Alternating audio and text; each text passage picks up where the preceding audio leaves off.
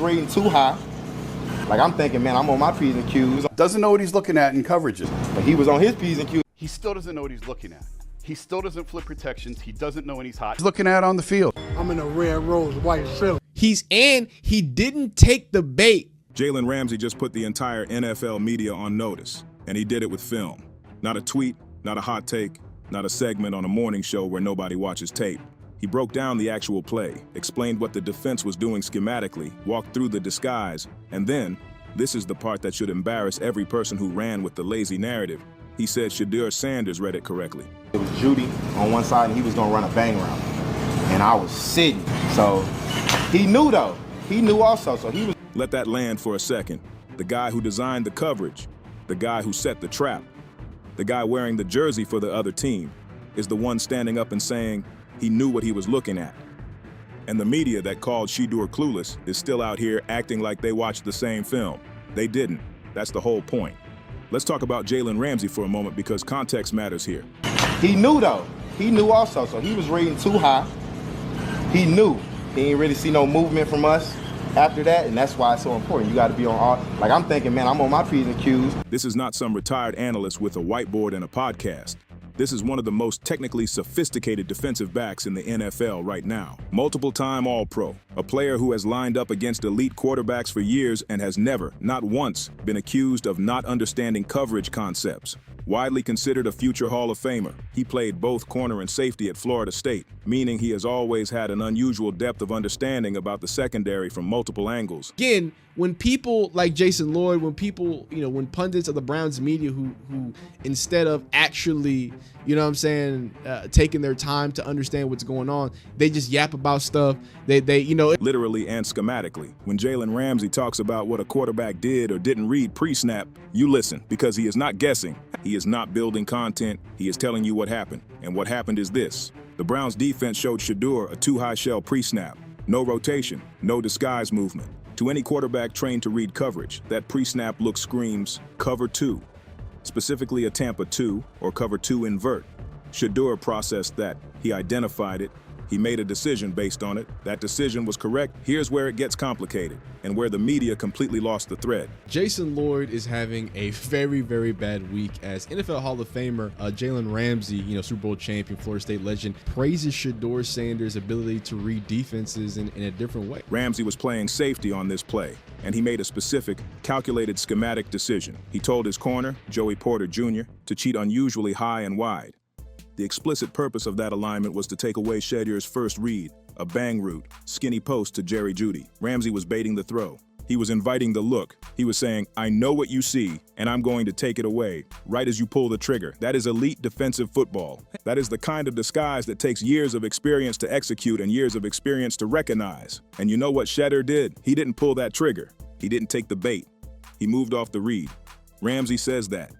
Here's what actually separates a quarterback who's guessing from a quarterback who's processing.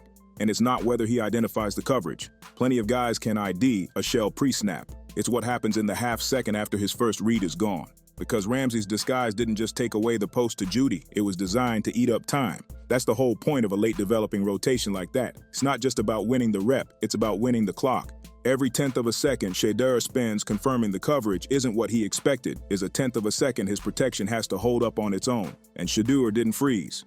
He didn't stare down Jeudy hoping the window would open anyway, which is the single most common rookie mistake against a disguised shell. He got off it. He worked to his second option. That's progression reading. That's the exact skill that separates quarterbacks who survive NFL disguises from the ones who get eaten alive by them in year one. This is the part Jason Lloyd's take can't survive contact with. Doesn't know what he's looking at, describes a quarterback who locks onto his first read and throws into coverage he never saw coming. It does not describe a quarterback who correctly diagnosed a too-high shell, recognized the late rotation designed specifically to bait him, got off his first read, and started working through his progression, all before his protection collapsed underneath him. If anything, this rep is a point in Shedeur's favor on tape, not against him.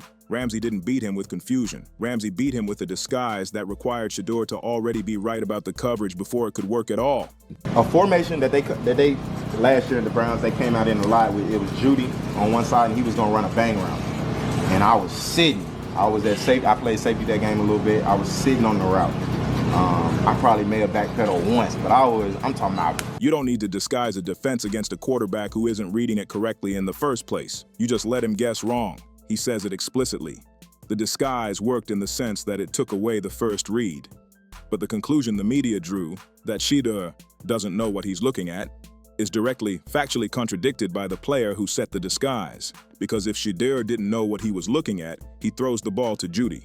That's where the interception would have been waiting. The fact that he didn't throw it there is proof he processed the coverage correctly. So he knew though. He knew also. So he was reading too high. He knew. He didn't really see no movement from us after that, and that's why it's so important. You got to be on all. Like I'm thinking, man, I'm on my P's and Q's, but he was on his P's and Q's on the other end. Like, okay, I see them in too high, and they ain't showing me nothing. They ain't showing me no type of pre-snap disguises or nothing like. Now let's talk about what happened next, because this is where the narrative gets even more dishonest. It was a max protect play. 2 receivers ran routes. Everyone else was blocking. The entire design of the play was to give Shedeur time and options. But the protection broke down. Linemen getting beat, the pocket collapsing. Shedeur rolled away from the pressure, tried to get to his check down, Raheem Sanders, and Raheem couldn't get open in time. The throw that resulted in the interception came under duress from a broken pocket after the primary read was taken away and the protection failed. That is not a quarterback who doesn't know what he's looking at. That is a quarterback who got let down by his protection on a play where the defense made a brilliant schematic adjustment. Those are 2 completely different things. But Jason Lloyd, Browns media, looked at the box score result, saw interception, and declared that Shedeur doesn't know what he's looking at. That's not analysis. That's result-based thinking with a keyboard and a platform. This is the exact disease that is rotting NFL media coverage right now. The outcome gets reverse-engineered into a narrative, and the narrative gets repeated until it sounds like fact. And then when someone with actual knowledge, someone who was on the field, who called the coverage, who designed the exact play we're discussing, says something different, it barely registers, because the hot take already has 100,000 impressions and the correction is a footnote, and the people who ran with the wrong take never go back. They never issue a correction. They just move on to the next quarterback to bury, and the damage they did to this one just sits there, calcifying into conventional wisdom. That's the cycle. That's how reputations get distorted before a player even gets a real shot. Now, Ramsey didn't have to do this. Think about that for a second. He's a professional athlete mid-season. He has nothing to gain from going out of his way to explain a coverage breakdown that ended in his team getting a turnover. He won that play. He could have just moved on. Instead, he went out of his way to give an honest technical assessment of what happened. And that assessment directly exonerates the quarterback the media was burying. This isn't me saying this. I'm not an NFL. I've never claimed to be an NFL coach. This is people in that building will tell me he still doesn't know how to flip protections. He doesn't know when he's hot. He doesn't know what he's looking at. He can only throw to wide open receivers. He doesn't make tight window throws. He doesn't throw guys open. Why would he do that? Because he respects the game. Because he respects the truth. And because apparently, on some level, he respects Shedeur Sanders. That last part matters more than people are acknowledging. There's a moment at the end of the clip, after all the film, after the breakdown, where Ramsey and Shedeur are shown having a friendly exchange during the game. And Ramsey's comment? We got to protect the 17 million. That's not trash talk. That's not condescension. That's a veteran player acknowledging a young quarterback and speaking to him like a peer, like someone worth looking out for. That's not the interaction you have with a quarterback who doesn't know what he's looking at. That's the interaction you have with a young player you watch process your coverage correctly, get put in a bad situation by his protection, and still try to make a play. That's respect earned in real time, on a real field, in a real game. So let's be clear about what we're actually arguing here. That Jalen Ramsey setup, instead of taking the bait of, oh, this is cover 3 or this is too high. Everybody, he noticed, oh no, this is too high, right? And this safety is treating this kind of like, because he kind of stuck right here, and then now he's going to carry him, right? We are not arguing that Shedeur Sanders is perfect. We are not arguing the interception didn't happen. We are arguing that the specific criticism, that he doesn't know what he's looking at, is wrong. And we're not just arguing it. Jalen Ramsey is arguing it with film, with specifics, with the authority of a player who was on the field trying to fool him and couldn't fully do it. The media narrative isn't just wrong, it's the opposite of what the evidence shows. You want to know who actually watches the tape on Shedeur Sanders? Not the people writing columns about him, not the pundits building segments around his last throw. The people who watch the tape are the ones who have to stop him.